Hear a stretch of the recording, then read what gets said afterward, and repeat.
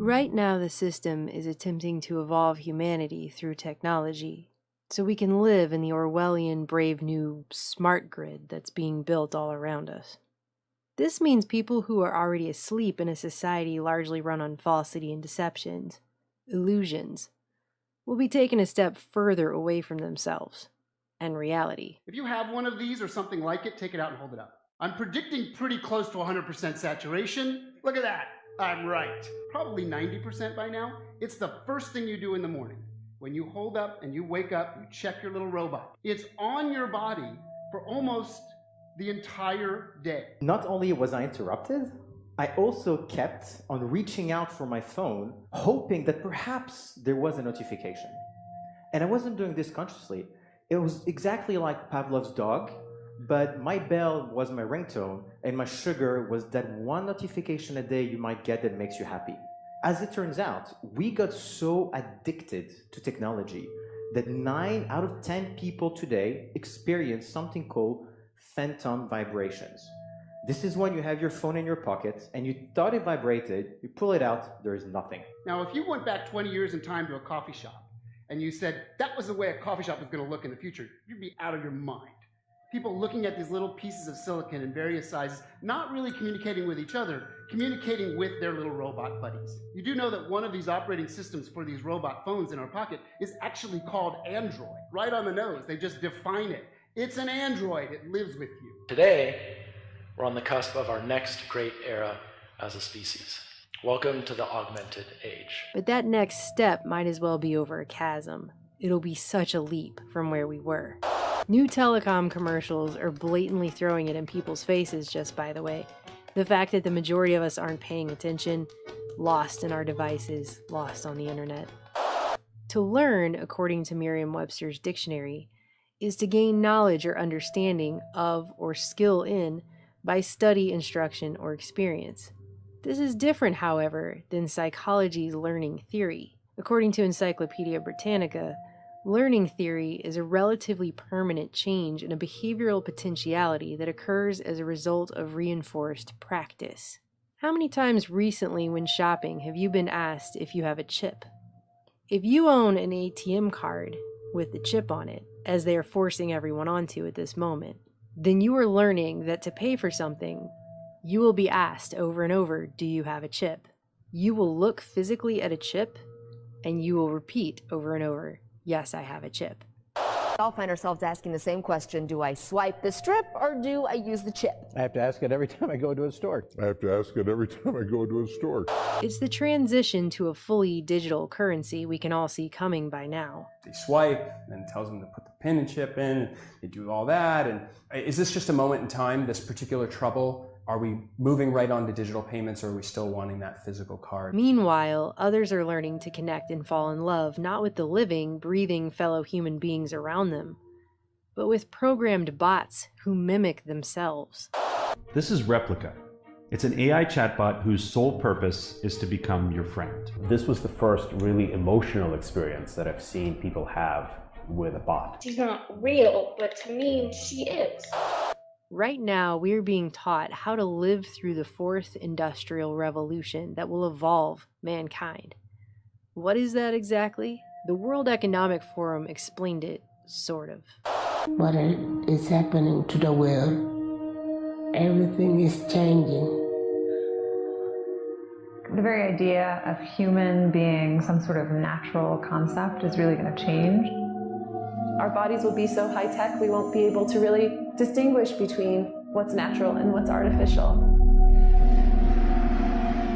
We're now in the early stages of the fourth industrial revolution, which is bringing together digital, physical, and biological systems. In order for the world to be run on the cybernetic feedback loop they're trying to run us on, we have to live in a Big Brother panopticon system where we are continuously leaking data about ourselves everywhere we go, all the time. We're now entering something called the Internet of Things era, IoT. The Internet of Things is when your fridge is connected, your watch is connected, your car is connected. It's going to be between 10 and 15 devices per person. The future of the computer will be everywhere and nowhere, hidden in the walls, hidden in the fabric of our life, just like electricity is, everywhere and nowhere. I would answer very simply that the internet will disappear. Which are redefining what it means to be human, what it means to be completely embedded in this world. By the way, this is a large part of what Agenda 21 was always about. The fourth industrial revolution is about evolving us. While people probably assume industrial revolution has purely to do with industry only, there's a very distinct difference between the fourth industrial revolution and all other revolutions before it. For the last 3.5 million years, the tools that we've had have been completely passive. They do exactly what we tell them and nothing more. So where's all this headed? To a place where we will never be disconnected from our technology. The internet there'll be so many IP addresses because of IPv6, so many devices, sensors, things that you're wearing, things that you're interacting with, that you won't even sense it. It'll be part of your presence all the time. In fact, wallpaper will be so cheap that when you put up wallpaper, it'll be intelligent. Wallpaper will be as intelligent as your computer today. In the future, you'll go up to the wall screen and you'll say, mirror, mirror on the wall. Who's available tonight? To coincide with the omnipresent 5G smart grid, which is set to touch all corners of the globe. Yes, 5G will connect the Internet of everything. If something can be connected, it will be connected in a 5G world. Hundreds of billions of microchips connected in products from pill bottles to plant waterers, requiring massive deployment of small cells. We won't wait for the standards. We must reject the notion that the 5G future will be the sole provenance of urban areas. 5G revolution will touch all corners of our country. Telecoms are proudly spending over $1 billion to build what they call a world brain to centralize our data. They are talking about building a global brain and it beginning in 2018, and your cell phone is part of it. The mobile phone industry is the backbone of the global brain that is being put together. What if we were to think about a telecommunication company adding a brain that is able to listen, to watch, to talk, to remember, to act? All that information that they collect from us is fragmented and spread out across the whole internet. But if we were capable to put all that information in one single place, probably we'll have a clear representation about what we are.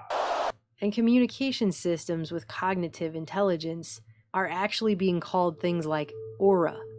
They're giving people a synthetic aura. We see the Ford platform as a big brain, a digital brain, which is different for every one of us. The Ford platform is a cognitive intelligence platform. Aura is the heart of the Ford platform. Aura, hello? Hello, Jema. How can I help you? And they're using middle-aged hipsters in Fraggle Rock t-shirts to sell it to us. After former DARPA director Regina Dugan left Google, started making electronic tattoos. So I'm wearing one here on my arm. Do we have a camera to get a... This is a developmental system made by MC10, and it has an antenna and some sensors embedded in it. And what we plan to do is work with them to advance a tattoo that could be used for authentication. Facebook hired her to run its secretive Building 8 project, which she announced earlier this year will enable us to connect to the social media platform using only our brainwaves, and something she called silent voice first. What if you could type directly from your brain? It sounds impossible, but it's closer than you may realize. And it's just the kind of fluid human-computer interface needed for AR. So what if instead of using imagined arm movements, we could decode speech directly? But don't worry, she claims it will only read the thoughts we want it to read. Now, to be clear, we are not talking about decoding your random thoughts. We're talking about decoding those words, the ones you've already decided to share, by sending them to the speech center of your brain. A silent speech interface. Right? The same way that the NSA only very selectively scoops up specific phone calls necessary to a specific case. But hey, as Google CEO and Bilderberg attendee Eric Schmidt would say, if you have something that you don't want anyone to know, maybe you shouldn't be doing it in the first place. Everywhere there's talk of our augmented reality, our virtual reality. Is this where we're going next? Are we effectively softened up enough as humans with our robotic connections to the world that we are actually going to be accepting more, a lot more? And when you learn about what this is called virtual reality, you will be amazed at what it can do. And how we won't be able to tell the difference anymore between that and actual reality, and our augmented selves, right down to the editing of our genetic code. Значит, что человек приобретает возможность влезать в генетический код, созданный или природой, или люди с религиозными взглядами говорят Господом Богом. Последствия практически какие из этого могут наступить? Это значит, что уже можно это представить, даже не очень теоретически, а уже можно практически представить, что человек может создавать человека с заданными характеристиками. Это может быть гениальный математик, это может быть гениальный музыкант, военный, человек, который может воевать без страха и без чувства сострадания и сожаления и без боли. То есть, вы понимаете, человечество может вступить, и, скорее всего, вступит в ближайшее время, в очень сложный и очень ответственный период своего развития и существования. И вот то, о чем я сейчас сказал, может быть страшнее ядерной бомбы.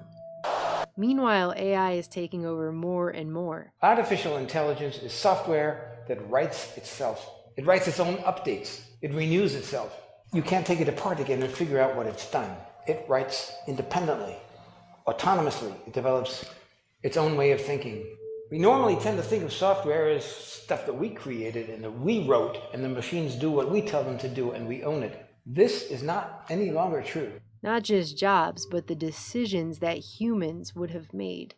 Unilever is one of many large companies that is incorporating artificial intelligence into their recruitment efforts. HireVue uses video analysis to screen employees and rate them before a recruiter even gets to look at their interview. They respond on video, and then we use artificial intelligence algorithms to evaluate their performance. And then we analyze the interview and predict their performance based on the interview. The kill decision in robots in the air, in robots on the ground, in robots in the water or underwater, where there are also drones, is made by, or can be made by machines.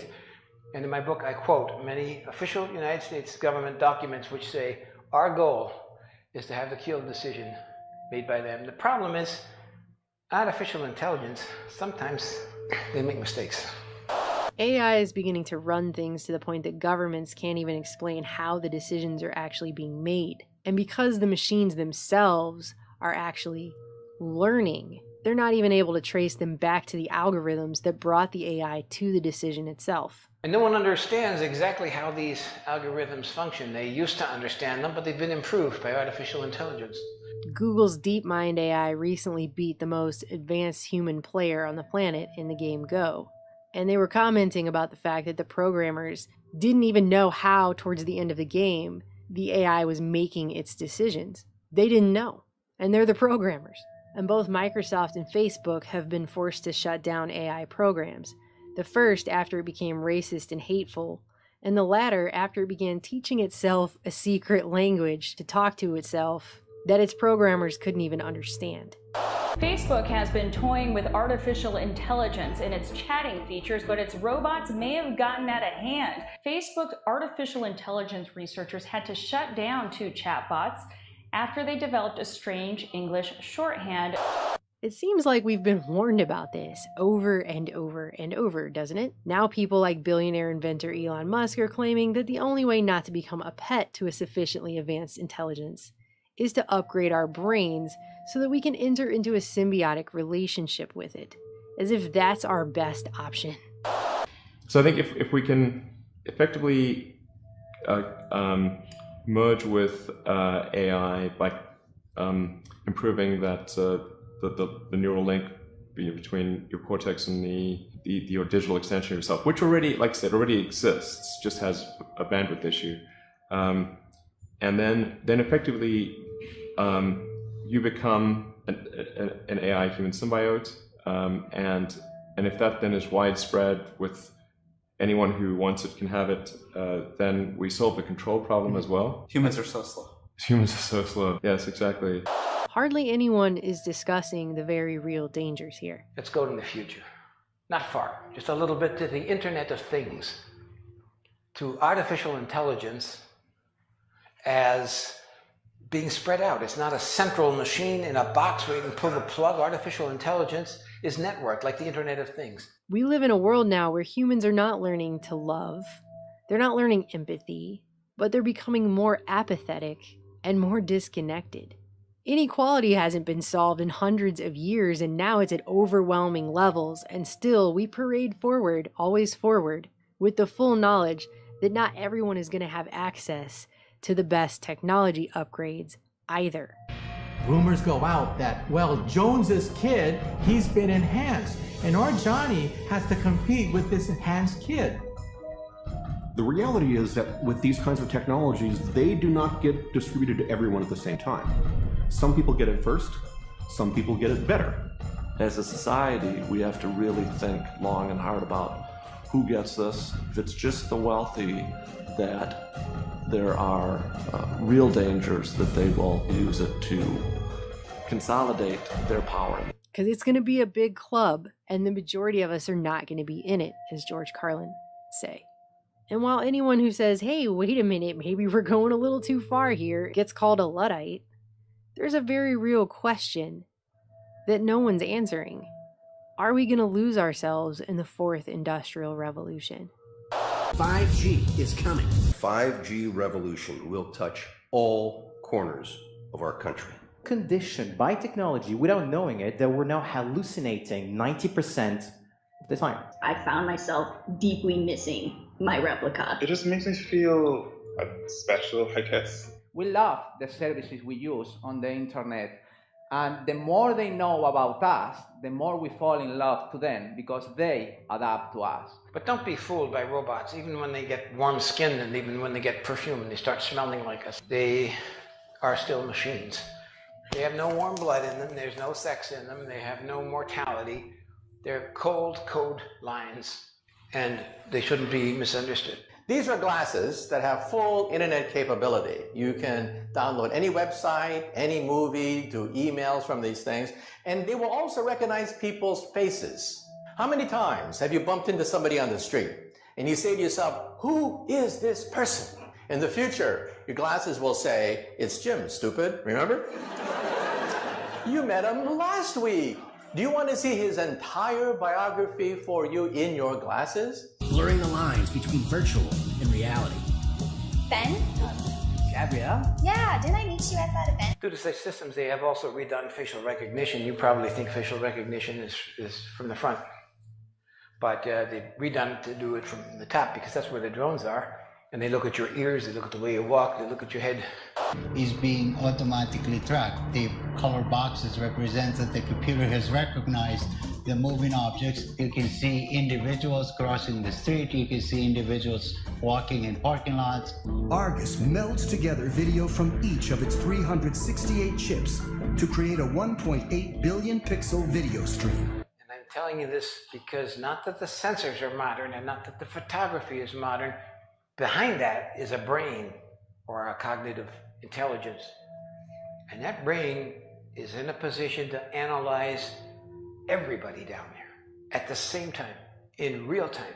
They see where everyone is going. It's taking all the details, all the musing objects, and they record it so they can tell where that person was 2 weeks ago, 2 months ago, what stores he visited, what his whole behavioral patterns are. That's all part of the analysis. There's what I call the creepy line, and the Google policy about a lot of these things is to get right up to the creepy line but not cross it.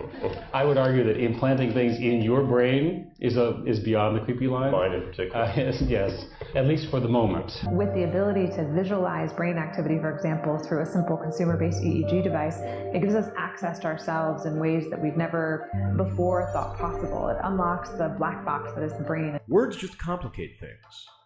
What if our brains could communicate directly with each other, bypassing the need for language? One of the things that I think is so essential to free and open societies is freedom of thought. And up until now, the conversation we've been having is around freedom of speech. Once we can access people's thoughts and access people's emotions, we have to create a space that enables people to think freely, to think divergent thoughts. People are treating Google like their most trusted friend. Should they be? And thus it is not surprising that the company that has the most information in the world is probably the most powerful company in the world, Google. Now this is, if you ask Google, it's a peaceful robot, right? He doesn't have a gun, he doesn't throw atomic bombs, you know, he just walks around and stands there. But you may have seen the superimposers DARPA, Defense Advanced Research Projects Agency. That is the research arm of the Pentagon. And then you see the video was made by Lockheed Martin, which is one of the most powerful and influential and richest weapons companies in the world. The best of the available alternatives is that we achieve democratization of AI technology, meaning that no one company or small set of individuals has control over advanced AI technology. That's very dangerous. It could also get stolen by somebody bad, you know, like some evil dictator of a country could send their intelligence agency to go steal it and gain control. It just becomes a very unstable situation, I think, if you've got any incredibly powerful AI. I would answer very simply that the internet will disappear. Artificial intelligence only works if you have big data. But big data only works if you have artificial intelligence to make sense of it, because human beings can no longer sort and sift and order the huge volumes of data that we have collected. In my entire career, I've never seen something as powerful a force in the world as the smartphone that didn't also have unintended consequences. We don't know what artificial intelligence, enhanced reality, virtual reality, and so on is going to bring, and what's going to be the result or the impacts of all of that. We have to be very careful, because survival is an issue for artificial intelligence. It needs to exist to be able to do the things it wants to do according to its program.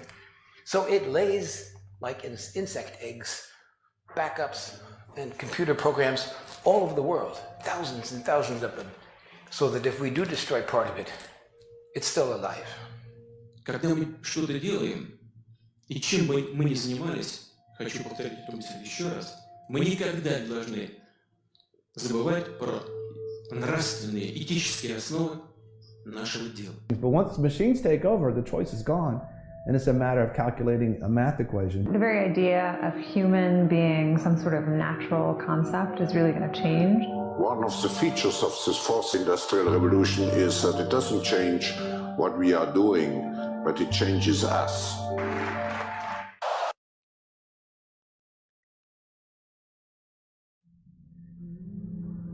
People need to put down their phones and wake up.